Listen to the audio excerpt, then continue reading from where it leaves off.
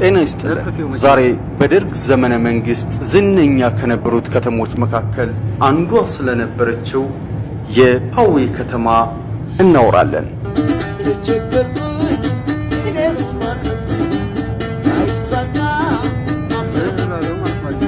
በ34 ቀበሌ ውስጥ 34 አምቡላንስ፣ 34 የመጀመሪያ ደረጃ ትምህርት ቤት፣ በየቀበሌው የንጹህ መጠጥ ውሃ ተጠቃሚ ያውም ደግሞ በነፃ ሩዝ በሄሊኮፕተር የሚዘራባት፣ በየቀበሌው ግዙፍ መጋዘኖች የነበሯት፣ በአንድ ቀን እስከ 3 ጊዜ የአውሮፕላን በረራ ያለባት ወይም አውሮፕላን የሚመላለስባት፣ የመኪና መገጣጠሚያ የነበራት፣ ገበሬው በትራክተር የሚያርስባት፣ በኮምባይነር አጭዶ የሚወቃባት፣ በዘመኑ በአፍሪካ ሁለተኛውን ጥራት ያለው የሕክምና ማዕከል ሆስፒታል ባለቤት የነበረች ድንቅ ከተማ ነበረች።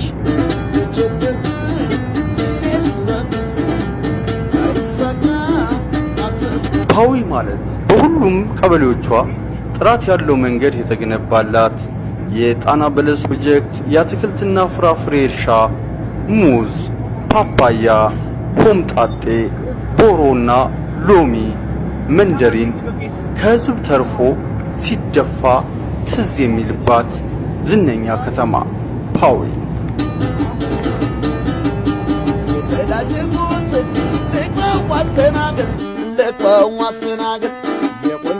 የዲጋ መዝናኛ ማዕከልና የሃይድሮ ኤሌክትሪክ ማመንጫ አሁንም ቢሆን ከነትዝታው አለ።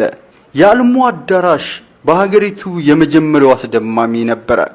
በኋላ እንዲያውም የኢትዮጵያ ብሔራዊ የባህል ማዕከል አቻ ሆኖ አዲስ አበባ ላይ ተሰርቷል።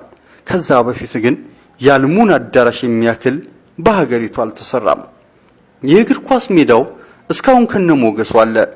እያንዳንዱ ገበሬ ባለ 40 ዚንጎ ወይም 40 ቆርቆሮ ያውም የጣሊያን ቆርቆሮ ባለቤት ነበረ።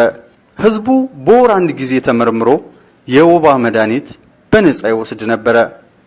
በነገራችን ላይ በወረዳው ሕክምና በነፃ የነበረ ሲሆን የመዋኛ ገንዳ፣ የቅርጫት ኳስና የመረብ ኳስ ሜዳው በዚያ ሰዓት እጹብ ድንቅ የሚባል ነበረ።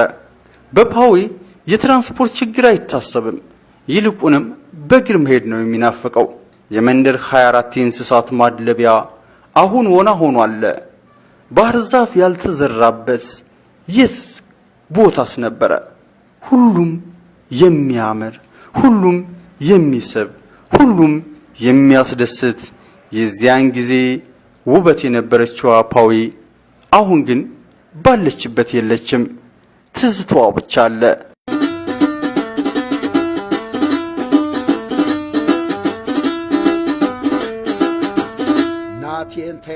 ዳዊት ጥላውን የጻፈው